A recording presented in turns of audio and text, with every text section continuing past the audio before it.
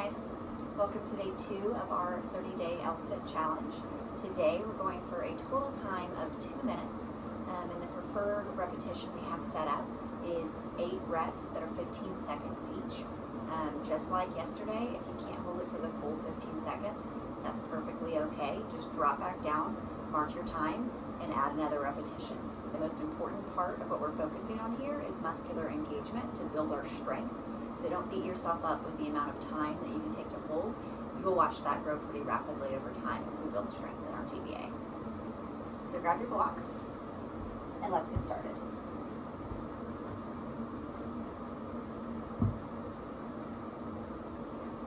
Grab my timer.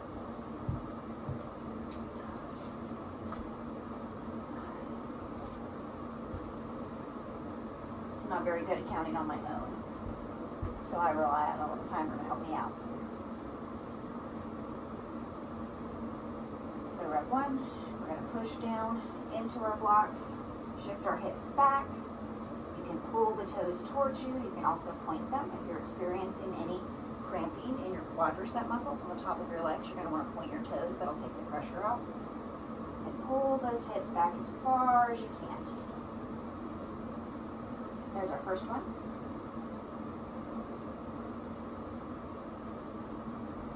Roll your wrists out a little bit. They may be a little sore. If you experience any soreness, remember that we're wanting to press down through our fingertips, and that'll help alleviate a lot of the pressure in our wrists. That will also diminish over time as we build strength in our arms. Number 2, pushing down, pulling the hips back.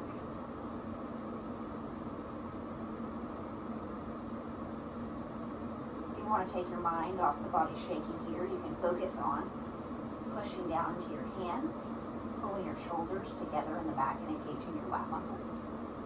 There's 2.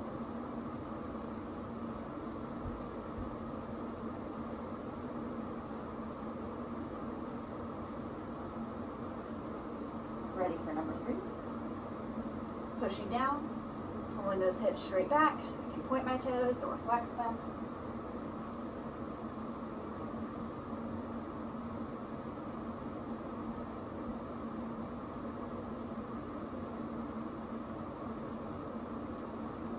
There's 3. Now you don't have to do these all in one sitting. If you're really tired at first, that's okay, that's normal. If you haven't ever specifically engaged your TBA and your pelvic floor, you're probably going to get pretty worn out pretty quick. I did when I started this type of exercise, and that's okay. You don't have to beat yourself up about it. Feel free to break it up throughout the day and maybe do a set of 4 in the morning, a set of 4 in the afternoon, or just every other hour or so. It depends on what your schedule is like. But there's nothing really special about doing everything all together in a row. You can let your body rest as much as you need to, and then pick it up when you're ready again.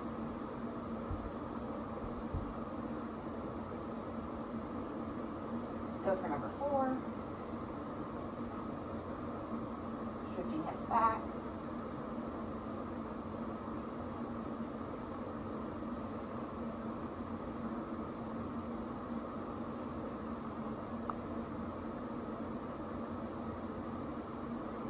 There we go. We made it halfway. We're almost there. I'm going to switch sides here so you get a different angle for our next 4.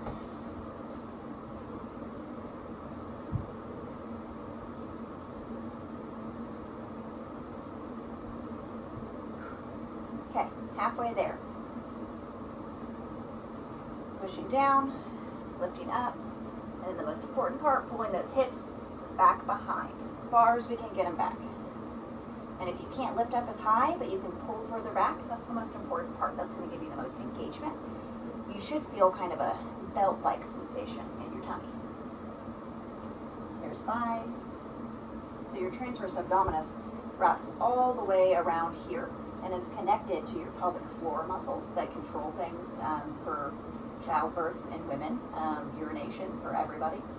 So you'll feel some sensation kind of wrapping in and pulling up, and that's what you really want to feel, is it kind of belting in your core, and that actually holds all of your internal organs in and prevents things like diastasis recti which is where the muscles separate in the front of your tummy. You often see that after women have given birth.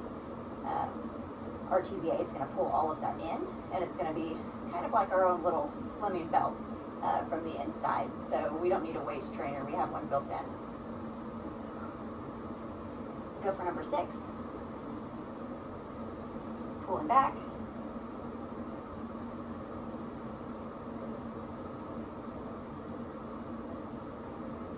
I have the heat on in here, and man, I don't need it anymore. L6 is a great way to warm up the body. There we go. Number 6. Almost there. Roll my wrists out again. If you experience any quad cramping while you're doing this, if pointing your toes doesn't alleviate that, you can come down and try sitting down. Like this, if your toes allow it, depending on how much toe flexibility you have, or like this, that'll stretch out the front part of your quads and help stop that cramping. If you don't feel comfortable sitting all the way down like this, you can sit up on a block here or lower the block. Anything that's just going to be moving the muscle in the opposite direction is going to help you relieve those cramps.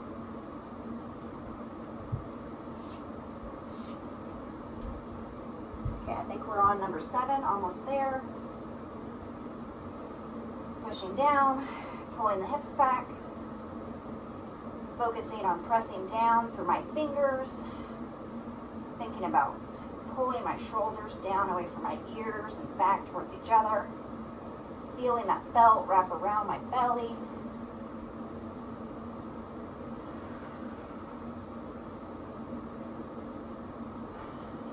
All right, almost there. One more to go. Okay, let's finish strong here with number 8. Pushing down, pulling back extra far. Woo! Feeling my body shake. That's our prana, our energy, life force flowing through the body. It's good, wakes you up, keeps you healthy, gives you energy. And 8. Thank you guys for joining me. Congratulations on finishing day 2. And keep going, keep showing up for yourself. I'm proud of you.